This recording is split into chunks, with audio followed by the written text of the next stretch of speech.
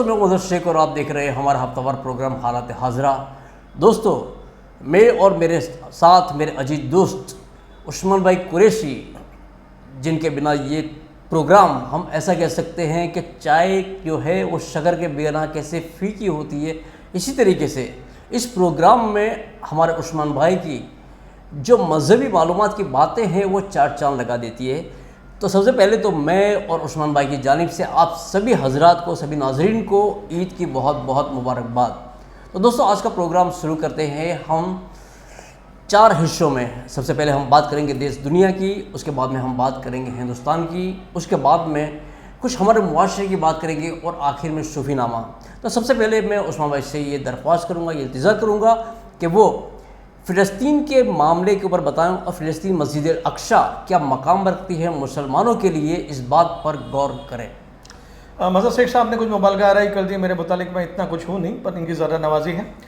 خیر، آج جو ہم پروگرام کے جیسے انہوں نے بتایا کہ شروعات ہم فلسطین سے کریں گے، جو بہت بڑا المناک واقعہ آپ روزانہ اخبار اور سوشل میڈیا کے جانب سے دیکھ رہے ہیں، بالکل اس طرح سے ہمارے دل بھی اس کے اندر محجور ہیں۔ آگے لے جائیں کہ ہم سماجی حالات پر دیکھیں گے کہ جس طرح سے سماجی حالات میں کووڈ کا کیا حال ہندوستان کا ہو رہا ہے، اور دوسرا ساتھ ساتھ جو سلمان اظہری صاحب نے ایک بہت اچھی مہم اٹھائی تھی، پر کسی وجہ سے لوگوں کا ساتھ نہ ملنے پر وہ کامیاب نہ ہو سکی۔ تیسری بات رہی کہ اس بار 2 بہت مائع ناز شخصیتوں کا انتقال ہوا، وہ اس کو ہم ذاتی زندگی کے تجربات میں اس کو لیں گے، جس میں ایک میرے استاد صوفی شوکت علی صاحب اور دوسرے عمران قادری صاحب جو سنیوں کے ایک اہم لیڈران میں سے تھے۔ اور آخر میں حضور صلی اللہ علیہ وسلم کی حدیث ہے کہ مظلوم اور ظالم دونوں کی مدد کرو، تو ایک یہ بہت ہی انقلابی بات ہے، اس کو میں اپنے طریقے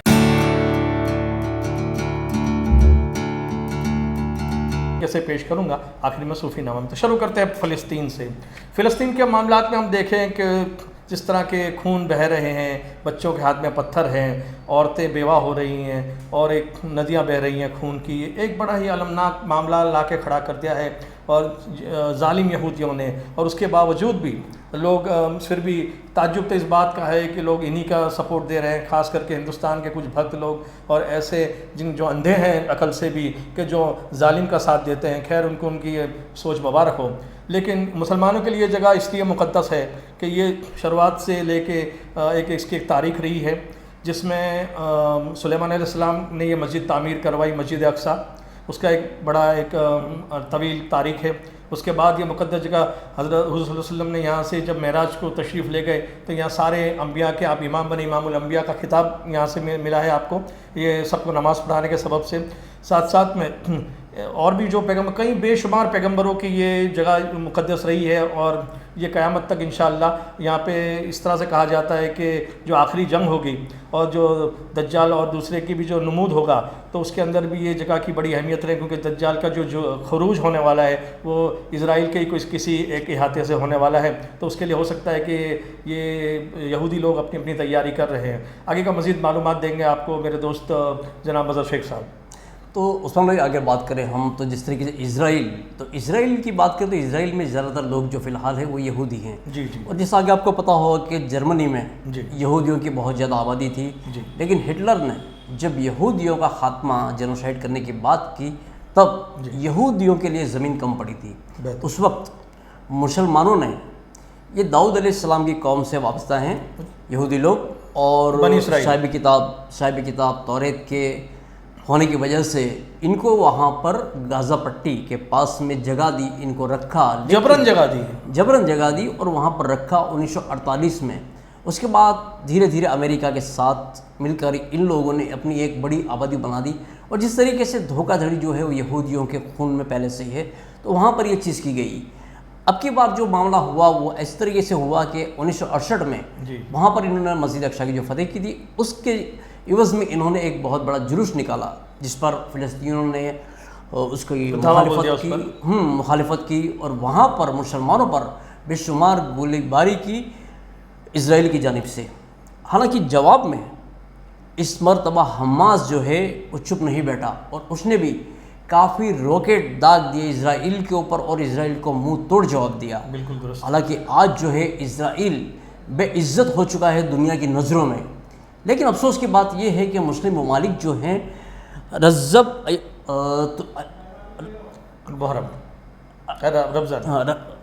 اردوغان، رجب طیب اردوغان جو ہیں ترکی کے رجب طیب اردوغان جو ہیں، وہ دنیا کے سبھی مسلم دیشوں کو ساتھ میں لینے کی بات کر رہے ہیں، لیکن کئی مسلم جو دیش ہیں ان کی کان پہ سے جو بھی نہیں رہ گئی. جبکہ پاکستان، ایران اور ترکی کی بات کریں تو ان کو ہمدردی بھی ہے، لیکن وہ کوئی ٹھوس قدم نہیں اٹھا رہے. فلسطین جو فی الحال ہے وہ اپنی ایک چھوٹی سی طاقت سے اسرائیل کا بڑا مقابلہ کر رہا ہے. میں ایک آپ کو روک کر ایک بتاؤں گا کہ غالب کا ایک شعر ہے کہ دل ناتواں نے مقابلہ تو خوب کیا. اس طرح سے حماس کی کوئی یوں دیکھو تو ملٹری حیثیت نہیں ہے بالکل، لیکن اور وہ ایران سے افیلیٹڈ ہے، مطلب ایران سے تعلق رکھنے والے، ایران سے فنڈنگ ان کو ملتا ہے، اور ایک شیعہ اقلیت ہے. لیکن اس کے باوجود بھی دنیا میں دو ہی لوگ بولنے والے رہ گئے. ایک جیسے آپ نے طیب صاحب کا نام لیا، اردوغان صاحب کا، اور دوسرا یہ حماس جو ایران سے تعلق ہے. تو یہ قوم و ملت کے دو ہی حامی رہ گئے، یوں سمجھنا چاہیے. عربوں کو صاف سن گیا ہے، تو اس پہ بڑی تشویش ہوتی ہے. کیا صاحب میں تو ایک چیز مان رہا ہوں اس میں کہ سعودی اور یہودی یہ دونوں ایک جیسے ہی ہیں. جی، اس لیے ان سے کوئی توقع بھی رکھنی نہیں چاہیے. جی. آگے رک کرتے ہیں ہم کہ اس پر ہم سماجی حالات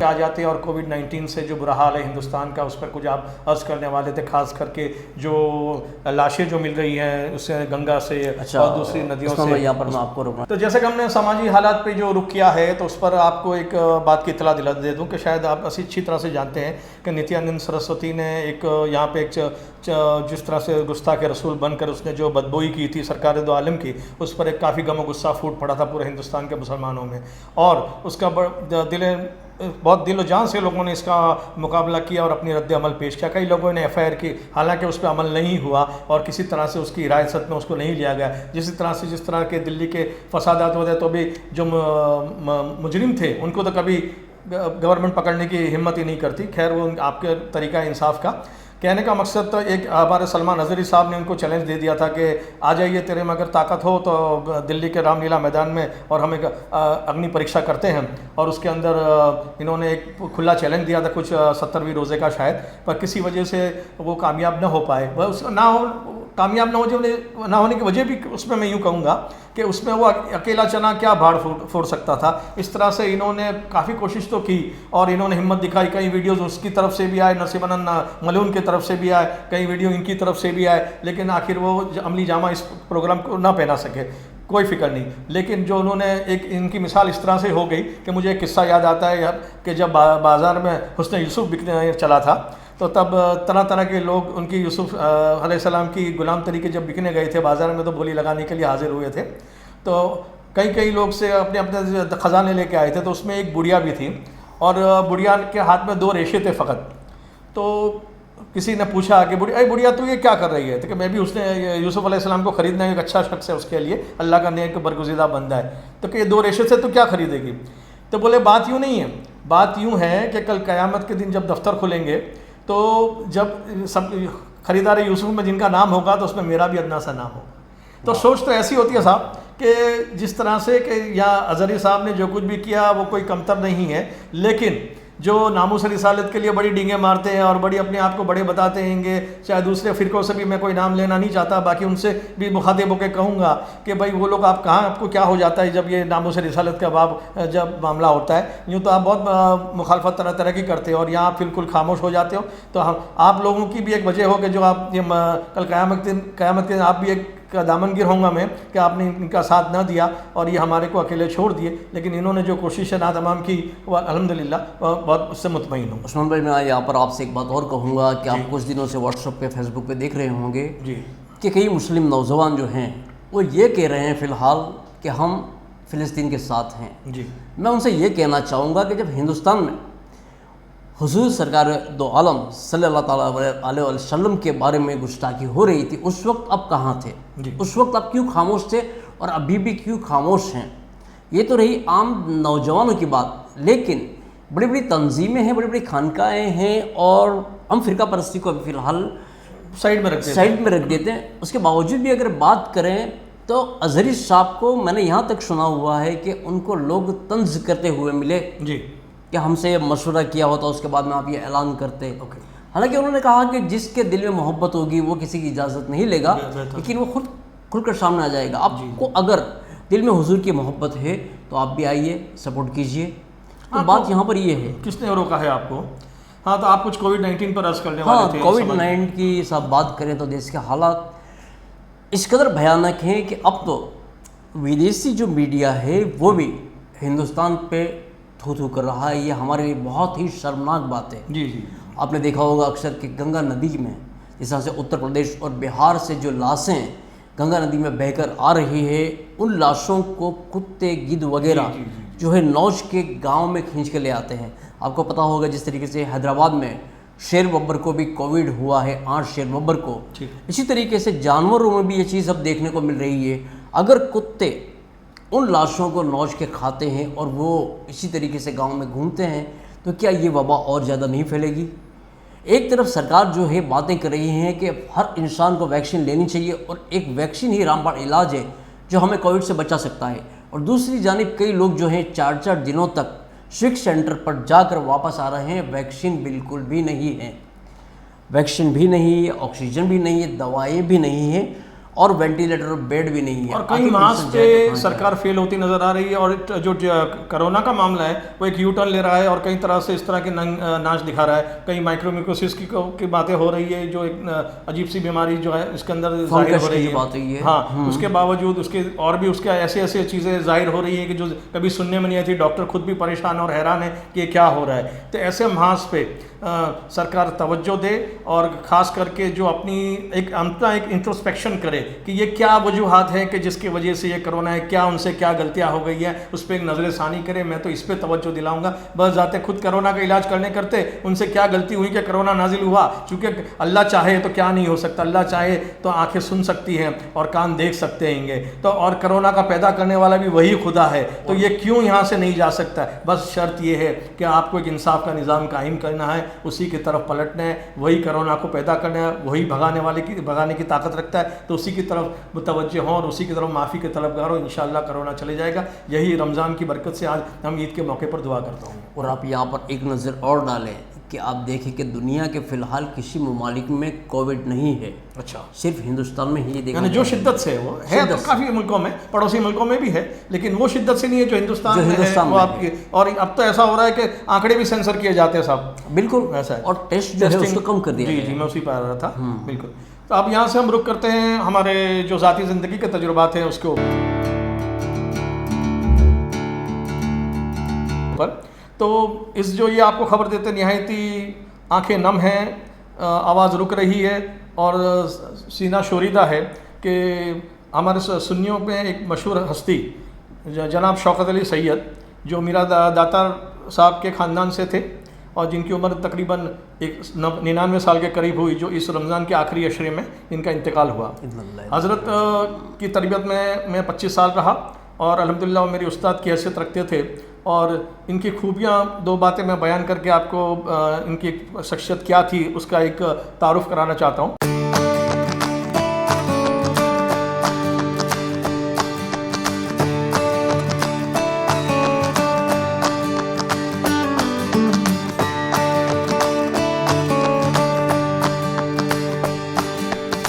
تقویٰ نہیں ہے کہ وہ سمجھ سکے. تو جو لوگ سمجھ سکے ابھی تک 1400 سال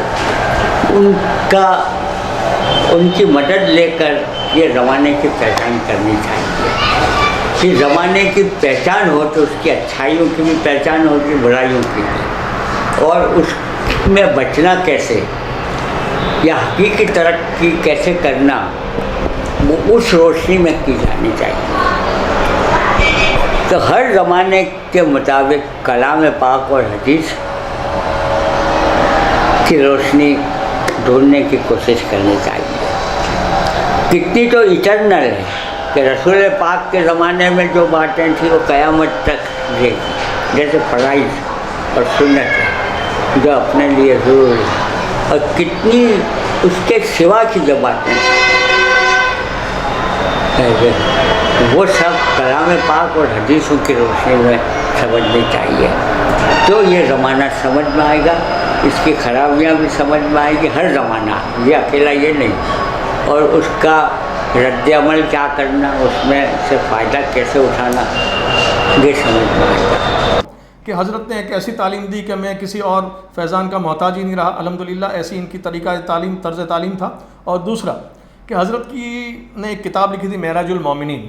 انشاءاللہ بہت جلدی یہ جو پروگرام کی لنک میں ہم اس کا لنک دے دیں گے کتاب کا PDF کی شکل میں، کہ جس سے آپ ڈاؤن لوڈ کر کے، کہ جس میں نمازوں کے راز انہوں نے کھولے تھے کہ بھئی نماز میں سلام کیوں ہیں، تکبیر کیوں ہیں، عطیات کیوں ہیں، اور 2 رکعت تو 2 رکعتیں کیوں، مغرب میں 3 تو کیوں، اس کے اوپر بڑی اچھی ایک اردو کتاب تھی. اس کا انہوں نے رسم الخط اس کا گجراتی میں کر کے اس کو انہوں نے بڑی محنت کر کے انسانی طاقت جتنی ہو سکتی ہے اتنی انہوں نے محنت کر کے پیش کی تھی. تو شوکت علی ایک ایسی شخصیت تھے کہ جنہوں نے جو 2 ایسی باتیں شاید آپ کی ذہن میں کبھی نہ آئی، کیونکہ جب انہوں نے اب ایک بہت بڑے حضرت تھے، تعلق رکھتے تھے منادی صاحب جو مومن گجرات ایک زمانے میں نکالا کرتے تھے سورت سے، تھے دیوبند عقیدے کے لیکن بہت ہی جانکار شخصیتوں میں ان کا شمار ہوتا ہے. تو وہ صاحب کے سامنے جب یہ بات کہی تو انہوں نے چونک کر، جب بیمار تھے آخری وقت تھا ان کا بھی، لیکن ان کے جو بستر علالت پہ سے بیٹھے ہو گئے، سوتے ہوئے تھے، اور کہا اسلام میں یہ دوبارہ کسی نے یہ بات کہی. اب وہ بات میں آپ سے شیئر کرنا چاہتا ہوں. شوکت علی صاحب نے یہ فرمایا کہ اس زمانے کی پہچان اور اس کا علاج حدیث کے ذریعے، یہ اتنی بڑی بات ہے کہ اگر بعض لوگوں میں اس کا اظہار ہو جائے اور صحیح طور پر اس کی طرح سے وہ حدیثوں کا استنباط کیا جائے کہ یہ زمانے میں کون سی حدیثیں لاگو ہوتی ہیں. حضرت سرکار دو عالم کی 5 سے 7 لاکھ کے قریب حدیثیں ہیں گی. بخاری شریف میں تو بہت محدود تعداد میں ہے لیکن کئی جگہ پہ بکھری ہوئی پڑی. تو اس زمانے کے مطابق وہ حدیثوں کا انتخاب کر کے اگر اس کو عمل میں رکھا جائے تو بہت کچھ گمراہی دور ہو سکتی ہے اور زمانے میں جینے کا بہت صحیح طریقہ ہمیں مل سکتا ہے کہ قیامت کے قرب کا یہ کون سا زمانہ ہے. یہ ایک اتنی بڑی بات ہے. ایک الگ ریسرچ کا ٹاپک ہے جو چاہے اس کے اوپر اس میں مزید تحقیق کر سکتے ہیں. دوسری بات حضرت نے جو سکھائی زندگی بھر کا ایک جیون منتر ہم کو سکھایا گیا تھا خاص کر مجھے کہ بھئی جو بھی دنیا میں عمل کرو اس کی بنیاد آخرت پہ رکھ کے کرو کہ یہ چیز جو بھی آپ کرتے ہیں وہ آخرت میں کتنی کام آنے والی ہے اس کی نیو اس کا رکھ کر اس کی نیت پہ یہ رکھ کر اس کے اوپر عمل کرو پھر انشاءاللہ زندگی میں کامیابی ہی کامیابی ہے. آگے ایک اور المناک خبر یہ آپ کو سنانا ہے کہ سنی عوامی فورم ایک سنیوں کے ایک عظیم ادارہ ہے احمد آباد کا اور یہ ان کے جانب سے یہ ادارے کے جانب سے جلوس غوثیہ بھی ہر سال نکلتا ہے. پچھلے 1 سال سے ہم نہیں نکال پا رہے کووڈ-19 کے سبب سے, لیکن اس کے ہمارے ایک شخصیت تھے بہت ہی نوجوان جناب عمران قادری